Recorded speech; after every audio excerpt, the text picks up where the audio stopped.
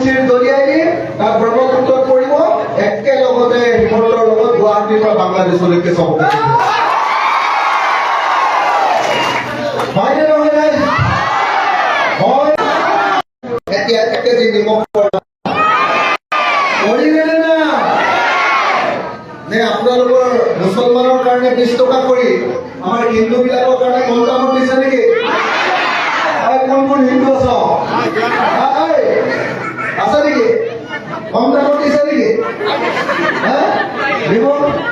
মই মাজে মাজে হিমন্ত সুধো বোলো হিমন্ত বিশ্ব শৰ্মা ডাঙৰীয়া আপুনিতো মুছলমানক খুব বেয়া পায় মুছলমানক খাওঁ খাওঁ কৰি থাকে ঠিক আছে মুছলমানক খাওঁ খাওঁ কৰি থাকে মুছলমানৰ কাৰণে আপুনি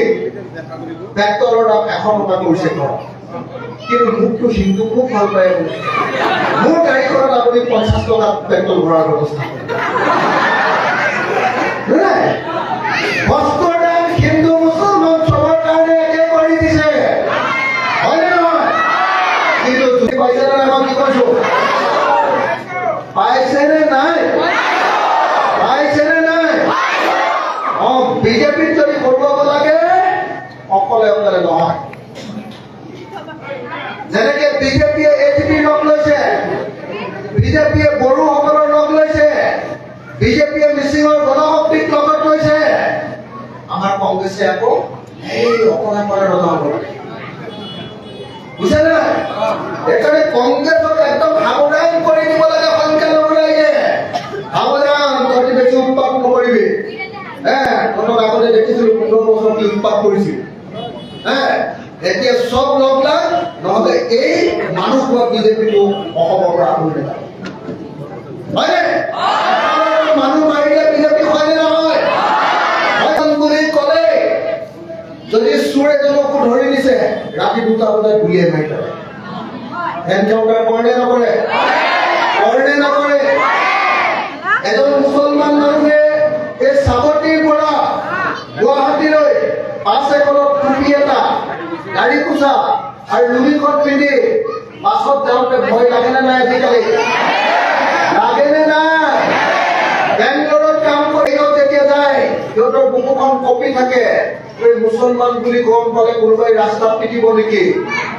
হয়নে নহয় একদম ভাৰতৰ মোদী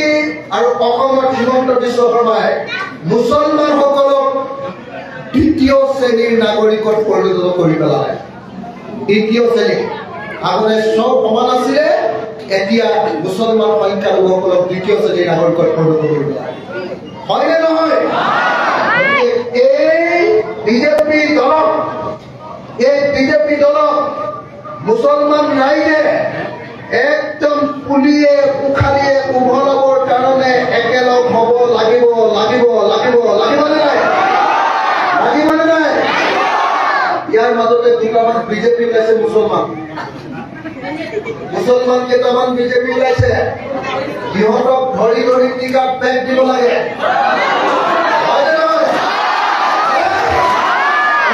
টিকা চেলাই বেগ দিয়া বুলি কৈছে যিকেইটা মুছলমান বিজেপিৰে কৈছে টিকা চেলোৱা বেগ বুলি কয় বুজিছে নাই তো তেনেকে যিকেইটা বিজেপিয়ে কৈছে মুছলমানৰ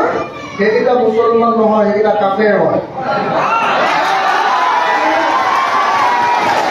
এজন মুছলমানেও এটাও ভুল যদি বিজেপি দিয়ে সেইটো আৰু মুছলমান হৈ নাথাকে হয়নে মুছলমান জাতিটোক যিটো বিজেপিয়ে হত্যা কৰিব খুজিছে এই জাতিটোৰ ওচৰত গৈ আকৌ এবাৰ মোদী চৰকাৰ নাচিবলৈ যায় লুঙি আকৌ এবাৰ মোদী চৰকাৰ নাচিবলৈ গ'লে ময়ে দিম কেতিয়াবা উল্টা বেলেগ আপোনালোকে দিয়ে নিদিয়ে বাদ দিয়ক ময়ে দিম কেতিয়াবা আকৌ এবাৰ মোদী চৰকাৰ আমি হিন্দু মুছলমান একলগ কৰিবলৈ লাগি আছো